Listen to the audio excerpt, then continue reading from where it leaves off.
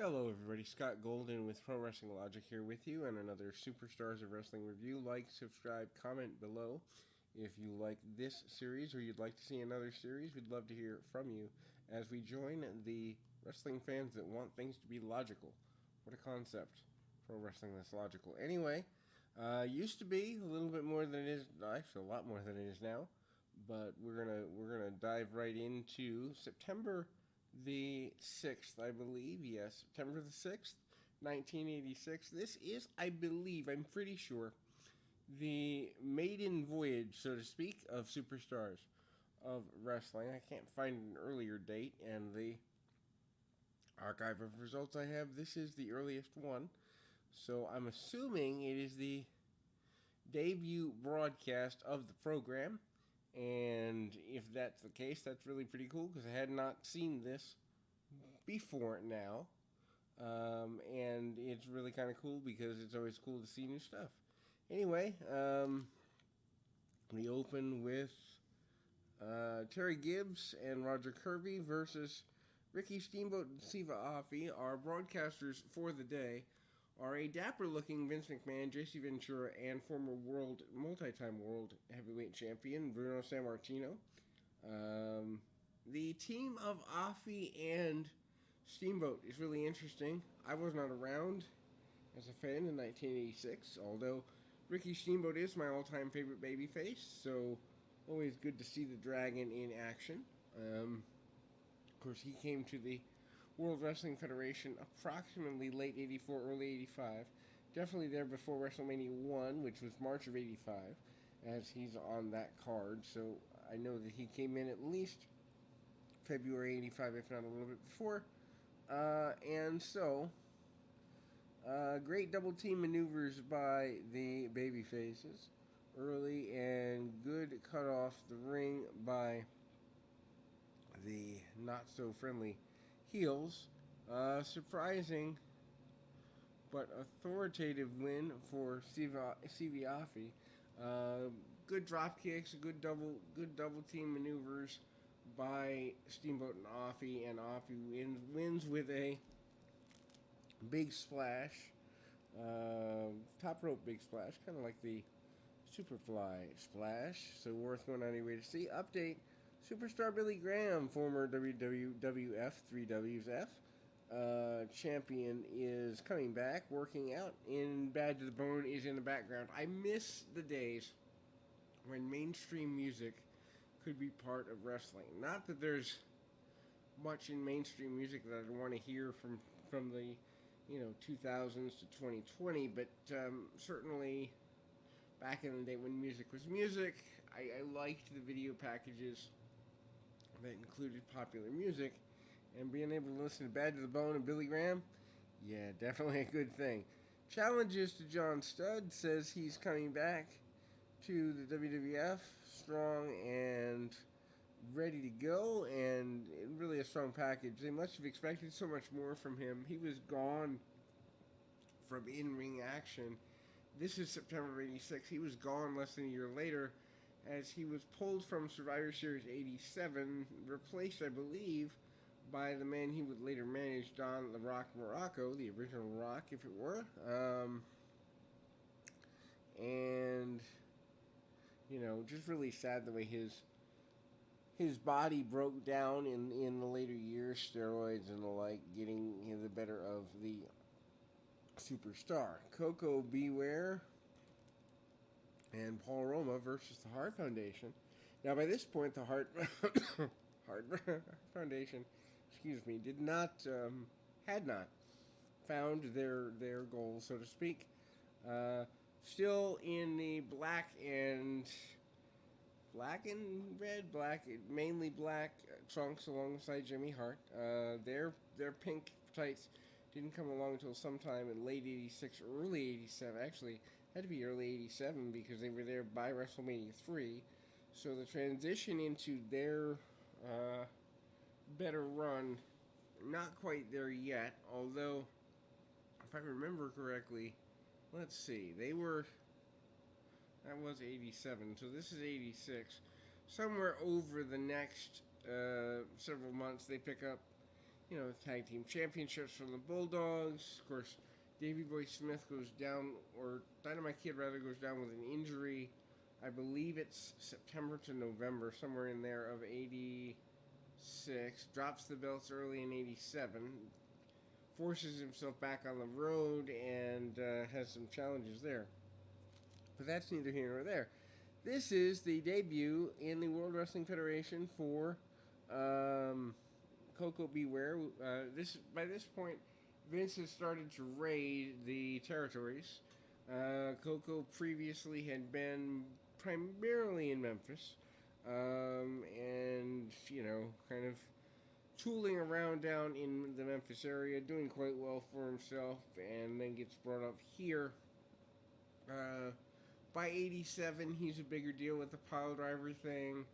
I remember when I was a kid going to, Providence Civic Center, Boston Garden, those whole areas, and there were two songs you were guaranteed to hear before the live event started, and those two songs were "Crank It Up" for the for the Young Stallions by Jimmy Hart, and you always heard Pile Driver whether Koko was on the show or not. Just a fun little trivia fact for fans who weren't around 30 years ago. Anyway, so a couple of drop kicks for Koko is the only shine he really gets in the match, and then we kind of, see this as not really Koko's time to shine, as the main problem with this is that this is Koko's first match, and he only gets those few short opportunities to engage in offense. Hart Foundation hits a kind of backbreaker elbow drop combination, then Bret Hart with a backbreaker of his own, then they hit the heart attack finish combination, and I still don't understand the point of having Koko make his TV debut in such a non-definitive win sort of way. I understand the Harts winning, especially if you think you're moving them towards the championship over the next few months at this point, but why not have Koko win a singles match or in a tag match with two enhancement talent, or in a tag match with one enhancement talent and one decent talent? I just don't understand bringing a guy in just to put him under.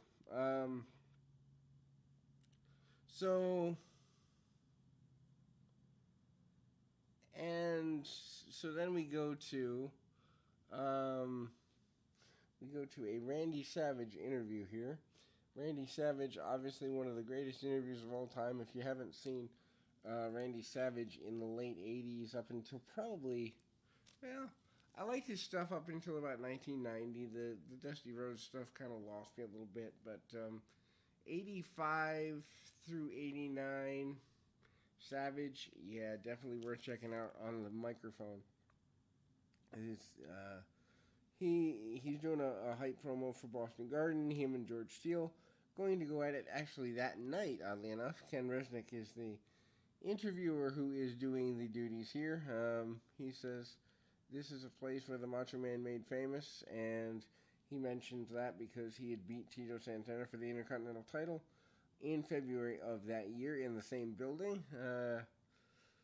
He says he's getting more ready, and Ken Resnick and Randy Savage are going back and forth. Says he's going to handle George Steele, and George Steele only says a few words, and he says them over and over and over and over and over and over and over again, and then he stops, and he says them over and over and over and over and over again.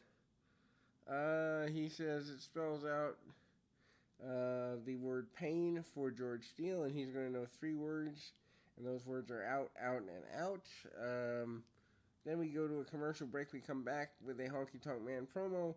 Honky Tonk Man threatens to tap dance on the head of Mr. Wonderful Paul Orndorff. Interesting to see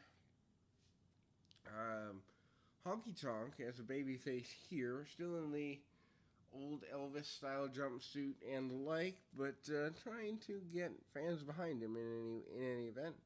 Then we see Ron Shaw and Duke of Dorchester, Pete Doherty. Now, if you ever get annoyed with Michael Cole like I do, if you ever get annoyed with guys like Byron Saxton, Tom Phillips, Todd Grisham, and all of the other vanilla, nondescript commentators, please go out of your way to make your eardrums bleed and listen to a Pete Doherty commentary. I know he did a lot in Houston. I think he did a few Boston Garden shows here and there. I know he wrestled in the Garden quite a bit, but there's at least half a dozen or so live events that Doherty did commentary for. And I understand he's a gimmick. I understand he's a character. No need to tell me that much. But man, was he awful. Just the voice, the delivery, and the whole thing. Not for me. Anyway, in this one, Doherty and not Cousin Luke, that's the other team. Doherty and Ron Shaw get taken to by Hillbilly Jim, who is relatively new to the WWF at the time. Another Memphis transplant, previously known as, get this, Harley Davidson in Memphis, in the CWA territory. Anyway, he's partnered up with Cousin Luke. This match obviously designed to get Hillbilly Jim over. Hillbilly Jim had been brought in what was a very unique little angle, actually kind of enjoyable, really. He had been brought in as I guess you'd say a sign-on by Hulk Hogan. Hogan had given him his boots, and then Brutus Beefcake, I think it was, jumped Hillbilly, putting him on the shelf for several weeks with a broken leg. Hillbilly finally getting back and bringing some Hillbilly friends along with him. Cousin Luke in the ring and does very little. Actually gets beat up and looks rather awkward in making a hot tag. And then Hillbilly Jim ends up winning the match with a bear hug, which is a surprise because all his other offense looks really good. But poor Hillbilly looks like he's humping a Yeti with that bear hug.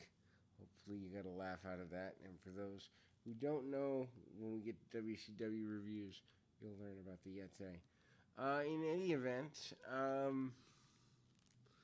Fred Blassie and Slick are backstage. They're basically saying that they're going to take the tag team championships from the Bullfrogs, not the Bulldogs.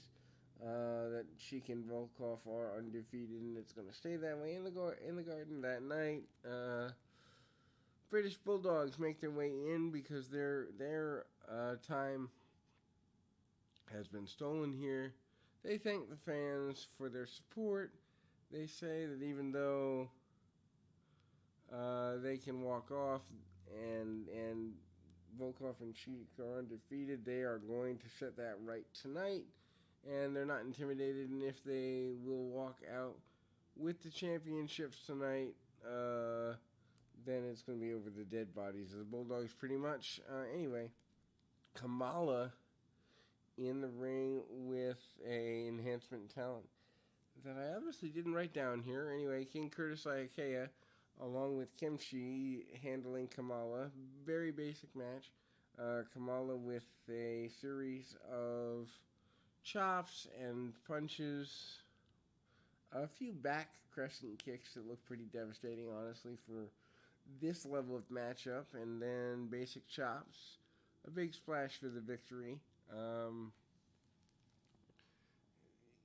Prince Iaukea, who, if you're not familiar, he was a mainstay in the Hawaii territory for the Mayaveus family, and which later obviously spawned The Rock. But anyhow,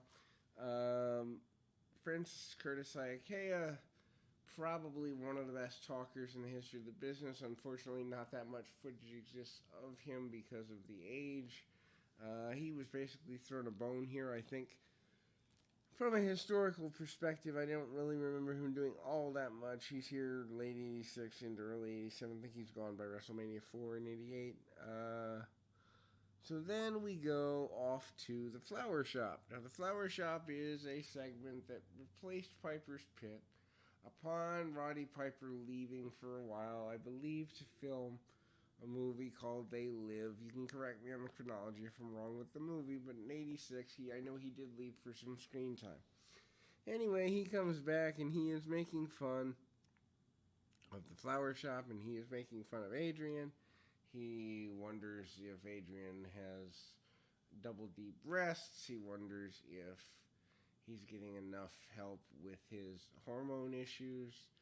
At one point, there was a information he might be that Adrian, who is wearing drag, so all this makes sense, but it doesn't age well, obviously. But he wonders if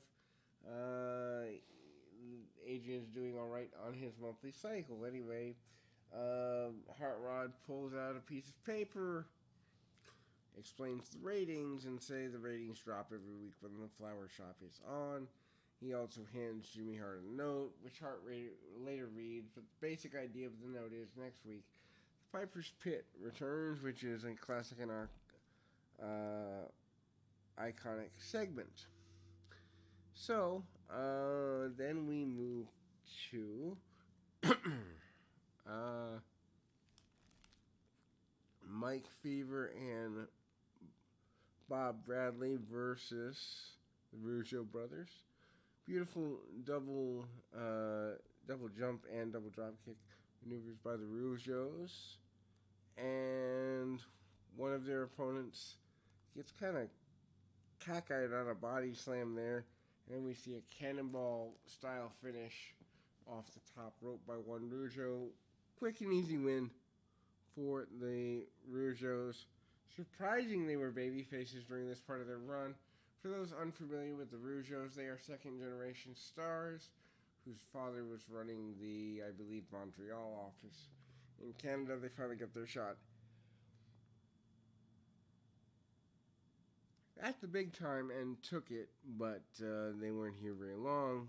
A review of Bobby Heenan trying to discover the identity of the machines, at which point he believed Andre the Giant was one of them. Then we go to our main event.